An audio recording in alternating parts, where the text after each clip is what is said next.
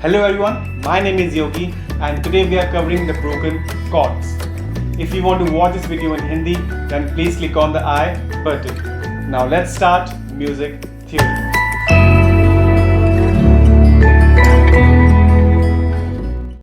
So friends, today we are doing broken chords. Broken chords, if you read, is not much, but it's almost like an arpeggio. You're just breaking up your chords. You in chords, you play your three notes together. You're just breaking those notes and playing them as a tune. That is the only thing about the broken chords. There are different pattern in which you can write these chords, your broken chords. So you can see that the pattern of 4, then the pattern of 3, then again the pattern of 3. So it depends how what the composer wants. According to that you make these play these chords. Okay, so we'll if you want to read, go through it.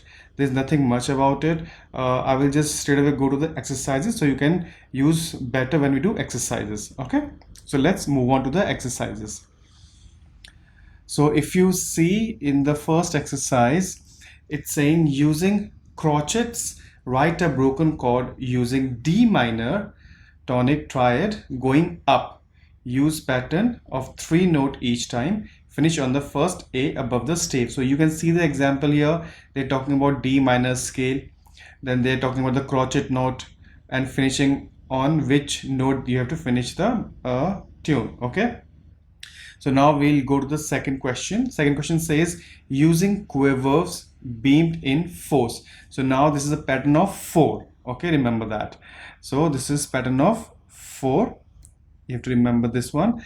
Then write a broken chord using G major. So you have to remember our scale G major, tonic triad going up, and we have to go upwards. Use pattern of 4 notes each time. Finish on the first G above the stave. So whenever the G comes above this stave, that means if it comes on any leisure line or in space, we have to finish there. Okay, so let's start. So you can see the first note they have given here. Okay, and the notes we need to make G major tonic triad and a broken chord for it should be, let's write it here. It should be G, A, B, C and D and G again, right? So we'll start with the G. So this should be the first note is G. If you want to check it, we'll check it like 1, 2, 3, 4, 5, 6, 7, 8. This is treble clef and this is your second line, which is a G line. So this is G. So after G we need, next note we should need is B. So if we go G, A, B. So we need B here. So for that we need to make a leisure line first and then make our B here. Okay, I will beam them together because we have to make a quaver beam in fours. So we'll beam them later on. First we'll make the notes. Okay, so next we need is D. So this is our D. Okay, and then we have G. So this is second line G. Okay, now later on I'm making notes. Right now you have to take care of the time signature, that is 2 by 2. So in each bar there should be 2 minimum note value there. Okay, so this is one. Then we'll make the next one. Next one will start from B. So now we need to start with the B. This will be our B. Then we go to D. Then we go to G and we go back to B.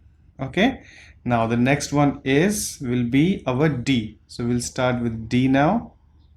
So start with D, then your G, then your B, and then again D. Okay, now the last one will start with the B, with the G again. Sorry, the last one is G, then your B, then your D, and the last one G above the stave is this one. Now we have to make them quaver. We have to convert them as a quaver note. So we'll just make it.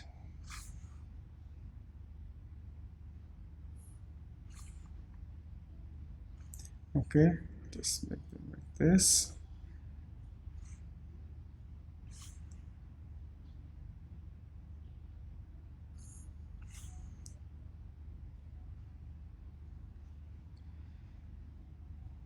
Again, we have to go up, close it like that. Okay, and in this one, this is the higher note going up, so we go down. Okay.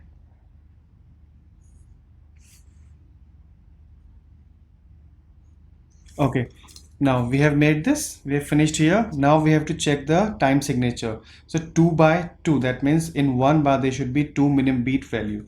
So we know this is quiver. 4 quiver makes your 1, that means 1 minimum beat, right?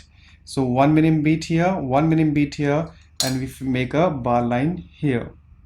Then you have 1 minimum beat value here and 1 minimum beat value here. So here we finish our properly with a 2 by 2 time signature, okay, in the pattern of 4. Now let's move on to the next exercise. Now it is saying using semiquaver beam in fours, write a broken chord using E minor. So remember, beamed in fours again and E minor chord, tonic triad going down. Now this time we have to go down using pattern of each 4 notes each time. Finish on the first E below the stave. So now we have to finish the first E which will be below the stave. Okay, so I think the 5th line is missing here. Let me just draw that line first. Okay, so I have created this 5th line for you which was missing over there.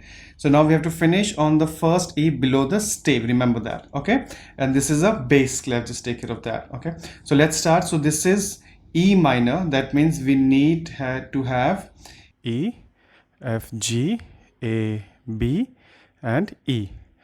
So we are coming downwards, so we have to check the note. This is middle C because this is a bass clef.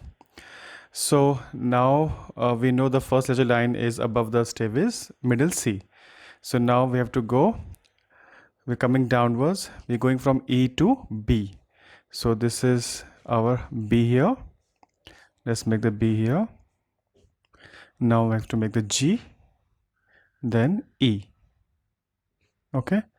Now next we'll start with the B, then we go to G, then we go to E, and then we go to B.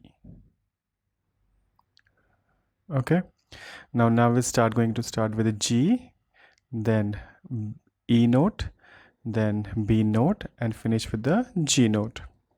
And the last one will be E, then B, then G, and the first E below the ledger line. Okay, yeah, sorry, below the stave. Now we have to make them semiquaver. Let's make them semiquaver. To beam them together. See, I'm just making the line just like that right now. Make sure you use the scale properly. Okay.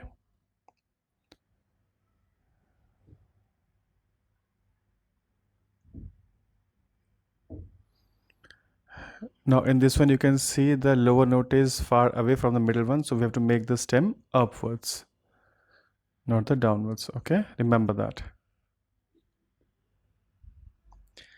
Now whenever you're moving beam, just take care of all these things. It should be upwards or downwards. You have to be careful about that. Okay, now we have to make them semiquavers, so we need to put one more beam there.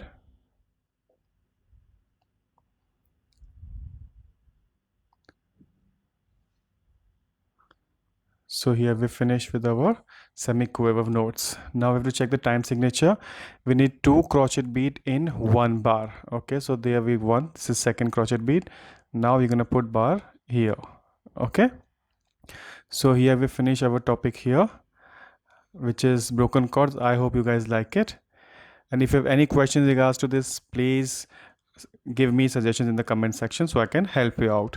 Now I will see you in the next video. Till then, thank you.